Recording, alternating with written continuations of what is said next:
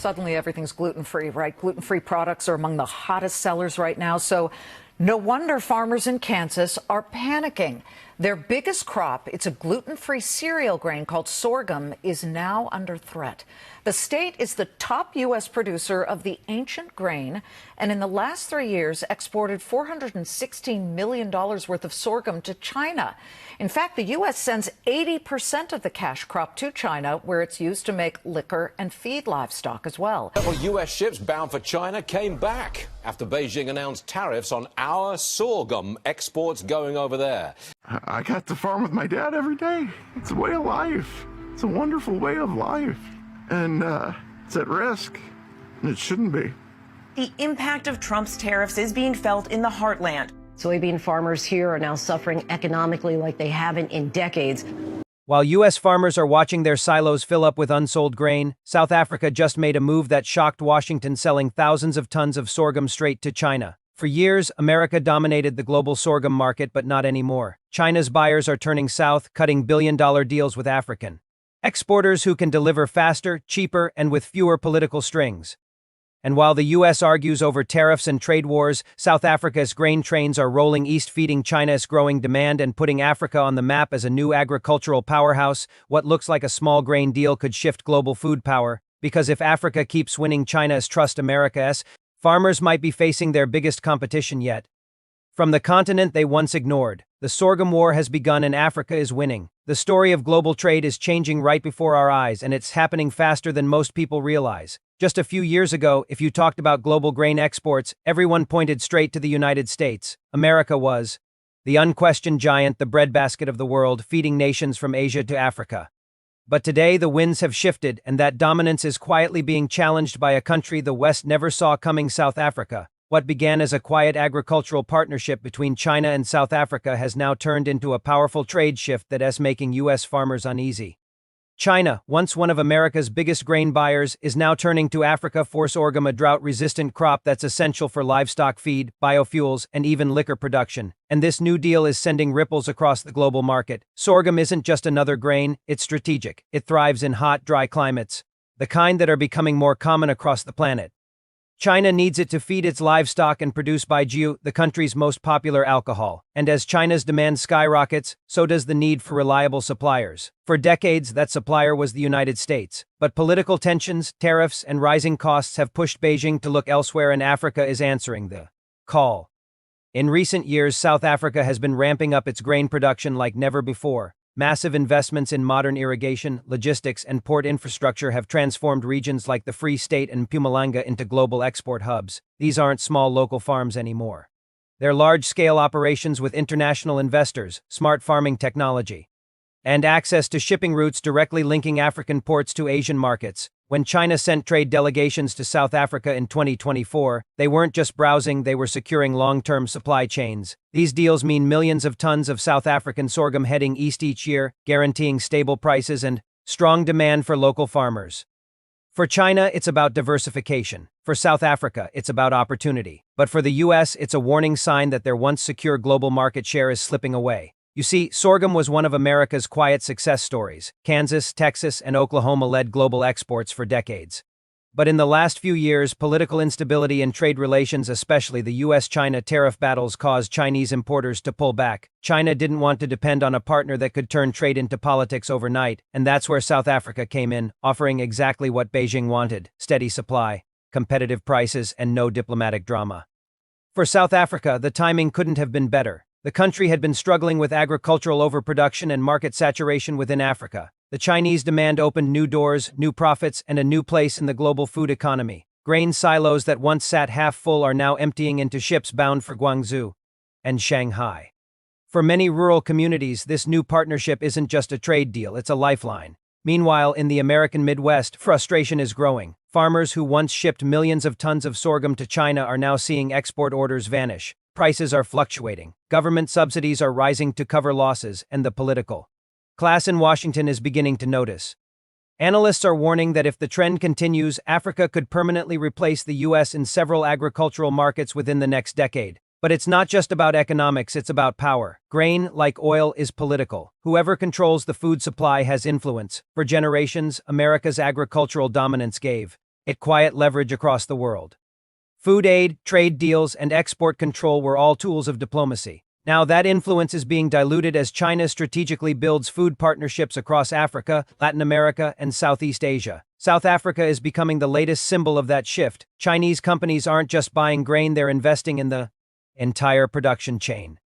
They're helping build storage facilities, providing modern equipment, and offering long-term contracts that guarantee income for African farmers. This approach stands in sharp contrast to U.S. aid programs, which often come with strict conditions or temporary relief for African nations looking for sustainable development. China's business-first model is proving more attractive.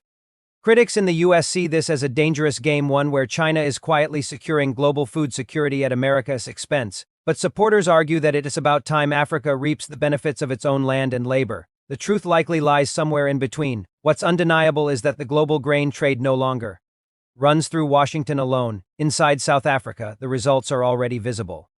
Grain cooperatives are expanding, local transport networks are upgrading, and export revenues are climbing. The government has even hinted that similar trade opportunities could extend to other crops like maize, wheat, and soybeans, all of which could strengthen ties with Asian buyers on the other side of the Atlantic. American trade lobbyists are pushing for renewed efforts to win back Chinese contracts. But reversing the trend may not be so simple. Trust, once lost, takes time to rebuild. China now views Africa as a safer, more flexible partner, one that's less likely to use trade as a weapon. Beyond trade, this shift carries cultural weight. For decades, the narrative was that Africa depended on others for food. Now that narrative is being flipped. South Africa's growing role as a global supplier shows that the continent isn't just capable of feeding itself, it can feed the world. And that new reality has changed how both China and the US see Africa's place in the 21st century economy. Economists say this partnership is also reshaping infrastructure. To handle massive grain exports, South Africa is upgrading its rail lines, storage facilities, and ports with Chinese technical and financial support. Durban, Cape Town, and Port Elizabeth are evolving into regional export gateways, connecting the continent's food and mineral wealth to Asia's consumption engine. That kind of logistical transformation has long-term consequences. It makes Africa indispensable in global supply chains. At the same time, the US is realizing that its traditional dominance can no longer be taken for granted. American farmers are efficient and advanced, but politics has made them vulnerable. Trade wars, export bans, and tariff threats have pushed buyers like China to look elsewhere for stability. South Africa and its neighbors stepped in with consistency and diplomacy, traits that global markets value now more than ever. The symbolism runs deep. In a world facing climate change, droughts, and supply disruptions, sorghum represents resilience and Africa represents adaptation. Crops that can survive the heat and still turn a profit are the future of agriculture. And while the U.S. struggles with shifting weather patterns and political divisions, Africa is seizing the opportunity to become the world's next food frontier. Even in rural South Africa, small farmers are feeling the change. Cooperatives that once relied on local markets are now exporting internationally. Training programs funded by Chinese partnerships are teaching sustainable farming, pest control, and crop diversification. It is a win-win arrangement that empowers the continent's producers while securing China's food future. Still, critics warn that Africa must proceed carefully. Selling to China can be profitable, but dependency could become a new trap if not balanced. That's why South African officials are negotiating deals that emphasize technology transfer, local processing, and value addition, not just raw exports. The goal is to turn Africa from a supplier into a partner in global food manufacturing. For the United States, the message is clear. Ignoring Africa's rise comes with a price. What once looked like a distant, developing region is now a serious player in trade. Whether it's sorghum, soybeans, or minerals, Africa's growing partnerships with China are reshaping markets once dominated by the West, and perhaps the most powerful. Part of this story is how quietly it happened. There were no major announcements on CNN or Bloomberg, no dramatic policy speeches, just small trade missions, a few handshake deals, and steady progress that changed the global map of food power. Now, as the ships leave South African ports carrying sorghum bound for China, the symbolism is impossible to miss. Africa's fields are no longer feeding others at a loss. They refueling the continent's rise and rewriting the rules of who gets to profit from the world's food supply. The U.S. is still a giant in agriculture, but the monopoly is gone. The future is multipolar, shared between continents that are learning to trade on equal terms, and South Africa's sorghum deal with China is a preview of that future. For Africa, this isn't just about exports, it's about empowerment. It's proof that the continent's strength lies not only in minerals or oil, but in its fertile soil and its ability to adapt, innovate, and lead. For China, it's a strategic win, securing food sources far from the reach of political pressure. For America, it's a wake-up call that global loyalty in trade is earned, not assumed. As one South African farmer recently said, "We used to watch the world decide our prices. Now the world comes to us." That single sentence captures the essence of what's happening, a quiet shift of power from the West to the global South. In the end, this isn't just a story about sorghum. It's a story about how nations rise when they bet on themselves. How one deal at a time, Africa is transforming from a market to a maker, from a buyer to a seller, from an afterthought to the main event. And as America looks on in disbelief, the message from South Africa's fields is simple. The world's food future has changed and Africa is leading the harvest. The sound of ships leaving Durban's harbor isn't just the echo of trade, it's the sound of history turning a new page. Every sack of sorghum loaded onto those vessels tells a story that reaches far beyond the fields of South Africa.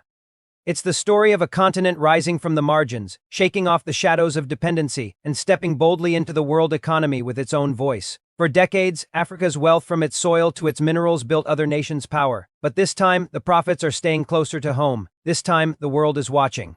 Africa, not as a charity case, but as a trade partner, one that's learning to negotiate, to choose, and to lead. China saw something the West ignored: potential. While America was distracted by political fights and tariff wars, Beijing built bridges, not just physical ones, but economic ones. It offered partnership instead of lectures, investment instead of aid. And in return, Africa offered something priceless: trust. Now that trust is paying off in grain, gold, and growth. Sorghum may seem like a small crop, but it symbolizes something much bigger: independence. It shows that Africa's agricultural power isn't a dream of the future.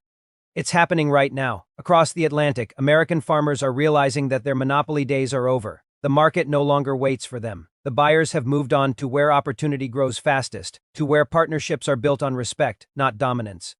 South Africa's deal with China isn't just about trade, it's a signal to the world. Africa decides its future. No longer a pawn in global politics, it's becoming a power in global economics. So, as the ships fade into the horizon, carrying Africa's harvest eastward, remember this: every grain tells the same message. The balance of power is shifting, and this time Africa is not waiting for permission to lead. Because in the new world of trade, whoever feeds the future owns it.